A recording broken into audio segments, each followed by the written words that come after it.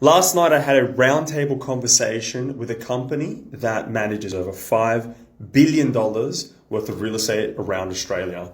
There was 15 of us. There was a bunch of different interesting individuals at that table talking about property and the opportunities that we see in the market. Now, the information that came from these money managers was that residential property has some huge upside potential over the short to medium term.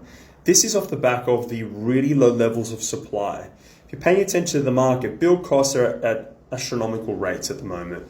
Builders are actually going under. There's been quite a few builders that have fallen into receivership and they've got liquidators that have been appointed. So there's not a lot of brand new property coming into the market. Approval ratings at our all-time lows.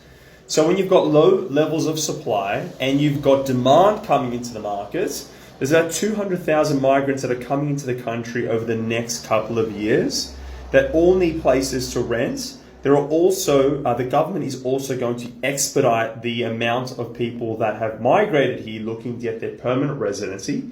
So when they get their PR, that means they can now get proper debt and buy their own home. So there's going to be pressure from both the rental system and the people coming to buy property. The interesting thing about this as well is because interest rates are high, there are less people out there buying property and putting more stress on the rental system. So if you're out there thinking about where is the next opportunity in property, the smart money truly believes that residential property is where you should be looking for the short to medium term growth. Now, over the long term, undoubtedly residential property, there is some really good opportunities in potentially the office space, but that market is quite cheap.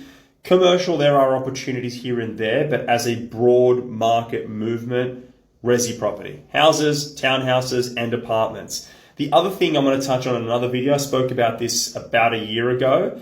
There is a huge movement in build to rent. Developers are moving away from just buying, building, and selling to mums and dads. They're buying, building, and renting it out. So there's less stock coming onto the market for people to buy.